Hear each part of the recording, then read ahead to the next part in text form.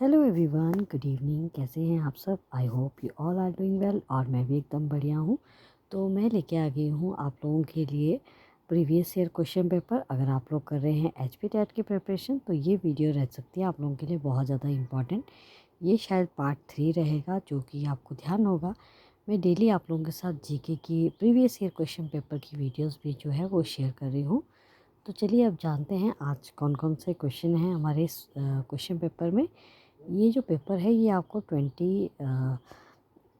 2012 का शायद ये पेपर है। मैं देख लूँ एक बार। जी हाँ, 2012 का ये पेपर है। और ये तब से ही स्टार्ट हुआ था पेपर, यानी कि पहली बार जब टैट हुआ था तो वही पेपर मैं आज आप लोगों के साथ सॉल्व करने वाली हूँ। तो चलिए देखते हैं। देखेंगे आज हम इसके 20 से 25 क्वेश्चन, जितने हो पाएंगे उतने करने की कोशिश करेंगे। तो देखिए, जनरल अवेयरनेस आपको ध्यान होगा। जो H P TET arts students हैं उन लोगों को 30 मार्क्स का general awareness with H P G K रहता है। और बाकी 60 मार्क्स का जो करंट अफेयर रहता है। और इसके अलावा 30 मार्क्स जो है वो साइकोलॉजी एंड 30 मार्क्स का इंग्लिश रहता है। तो चलिए शुरू करते हैं अब हम आज का ये पेपर। तो देखिए, एक न्यूक्लियर रिएक्टर के लिए ईंधन का कौन सा स्रोत है? तो इसका सही आंसर आ जाएगा uranium is the right answer. एक न्यूक्लियर रिएक्टर के लिए ईंधन का स्रोत कौन सा है? तो ये आ जाएगा आपका यूरेनियम। देखिए, यूरेनियम के लिए एक बहुत फेमस खान है, बताइएगा वो कौन सी खान है। अगर आप लोग तैयारी कर रहे हैं तो आपको ध्यान होगा यूरेनियम के लिए एक खान का नाम आपने मुझे बताना है। तो यहाँ पे जो क्वेश्चन था न्यूक्लियर रिएक्टर के लिए ईंधन का स्रोत, तो वो आ जाएगा यूरेनियम। इसके अलावा देखिए, नेक्स्ट क्वेश्चन है, तिब्बत में मानसरोवर से प्रारंभ होकर होकर और किन्नौर जिले से शिपकी में भारतीय सीमा में प्रवेश करती है वो कौन सी नदी है?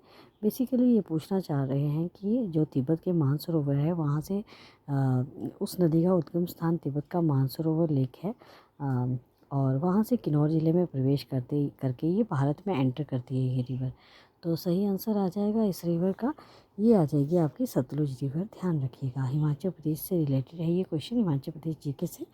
नेक्स्ट क्वेश्चन है, 1009 ईस्वी में कांगड़ा किला किसने लूटा था? सही आंसर आ जाएगा इसका, कांगड़ा किले को लूटा और साथ में अधिकार भी कर लिया था। तो सही आंसर आ जाएगा महमूद गजनबी। बहुत अच्छा क्वेश्चन है, एग्ज़ाम में पूछा जा सकता है। अब इसमें देखिए, शेरशाह और जहांगीर भी लिखा हुआ है। मैं आपको शेरशाह के बारे में बता देती हूँ। शेरशाह का मकबरा आपको सासाराम बिहार में देखने को मिलेगा। और शेरशाह का जो बचपन का नाम था वो फरीद खान था। उसके अलावा जहांगीर के बारे में अगर आपको बताऊँ, जहांगीर ने सिखों के 5वें गुरु को फांसी की सज़ा दी थी।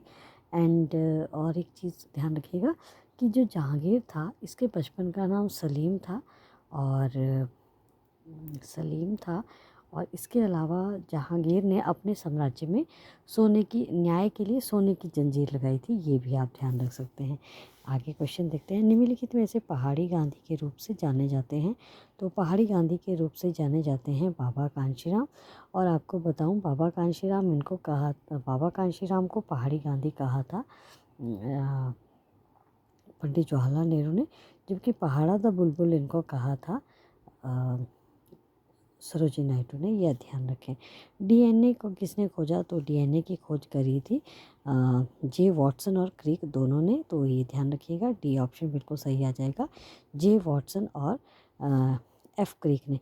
अगर आप लोग तैयारी कर रहे हैं तो आपको डीएनए की फुल फॉर्म भी पता होनी चाहिए। बताइएगा मुझे डीएनए की फुल फॉर्म क्या होती है। आगे देखते हैं, रावी नदी का वैदिक नाम क्या है? तो देखिए, बी ऑप्शन बिल्कुल सही हो जाएगा। रावी नदी का वैज्ञानिक, देखिए, इरावती और परुशनी दोनों ही रावी के ही नाम है, लेकिन जो इरावती है वो संस्कृत नेम है, जबकि जो परुशनी है वो वैदिक नाम है। अब आपको बताऊं, जो ऑप्शन सी में शतुद्रु लिखा गया है वो आ जाएगा सतलुज का नाम आ जाएगा। और अगर आपको बताऊं अर्जिकिया, तो अर्जिकिया आ जाएगा ब्यास का वैदिक नाम। बहुत इंपॉर्टेंट है। नेक्स्ट देख लेते हैं, अपनी पुत्री चंपावती के नाम पर चंबा शहर का चंबा शहर का नाम चंबा किसने रखा था? तो सही आंसर आ जाएगा साहिर वर्मन। बहुत इंपॉर्टेंट है ये सारे ही क्वेश्चन। देखिए, इसके अलावा देखिए, मेरू वर्मन दिया गया है, आदित्य वर्मन, बाला वर्मन, ये सभी के सभी राजा जो हैं हुए हैं चंबा डिस्ट्रिक्ट के, चंबा रियासत के, ये आप ध्यान रखें। उसके बाद देखिए, H1N1 फ्लू होने का कारण क्या है? तो सही आंसर आ जाएगा विषाणु यानी कि वायरस। और आपको ध्यान होगा 2019-20 में कोरोना जो वायरस था वो भी वायरस से ही होने वाला रोग था, ये भी आप ध्यान रखिएगा। H1N1 फ्लू का होने का कारण भी विषाणु है, ये भी आप ध्यान रख सकते हैं। अब आप लोग मुझे ना जीवाणु से रिलेटेड कोई एक बीमारी का नाम बता दीजिएगा, ताकि अगर आप लोग तैयारी कर रहे हैं तो आपको पता हो कि कौन कौन से जो है रोग हैं वो विषाणु से होते हैं और कौन जो है वो जीवाणु से होते हैं। विषाणु होता है वायरस, जीवाणु होता है बैक्टीरिया, ध्यान रखिएगा। उसके बाद देखिए ट्रेडमिल टेस्ट जो है TMT डैश के उपचार के लिए किया जाता है, तो ये किया जाता है हृदय के उपचार के लिए TMT टेस्ट जो है वो कराया जाता है। उसके बाद है ओजोन अपक्षय का मुख्य कारण क्या है? तो सही आंसर आ जाएगा chlorofluorocarbon is the main reason of ozone अपक्षय, ध्यान रखिएगा। ओजोन अपक्षय का मुख्य कारण आ जाएगा क्लोरोफ्लोरोकार्बन। विश्व में चाय का सबसे अधिक निर्यातक कौन है? तो इस क्वेश्चन का सही आंसर मैं आपको बताऊं तो सही आंसर आ जाएगा इसका श्रीलंका। चाय का सबसे बड़ा निर्यातक देश कौन सा आ जाएगा? ये आ जाएगा आपका श्रीलंका। और देखिए ये थे कुछ एक इम्पॉर्टेंट क्वेश्चन। और आपको बता दूं निष्कर्ष जो है अब मार्केट में भी अवेलेबल है मंडी डिस्ट्रिक्ट में, तो अगर आप लोग लेना चाहते हैं निष्कर्ष को तो ज़रूर लीजिएगा। जो लोग अभी फ़िलहाल तैयारी ही कर रहे हैं, स्टार्टिंग ही जस्ट अपने एग्ज़ाम की कर रहे हैं, तो उनको ज़रूर लेनी चाहिए निष्कर्ष। तो निष्कर्ष मेरे द्वारा डिज़ाइन की गई एक बुक है, जिसको आपको अगर लेना चाहते हैं तो आप लोग ले सकते हैं। ये थी आज की वीडियो, और जो भी मैंने क्वेश्चन पूछे हैं प्लीज़ उनका आंसर ज़रूर देने का कीजिएगा। तो ये थी आज की वीडियो। Thanks for watching.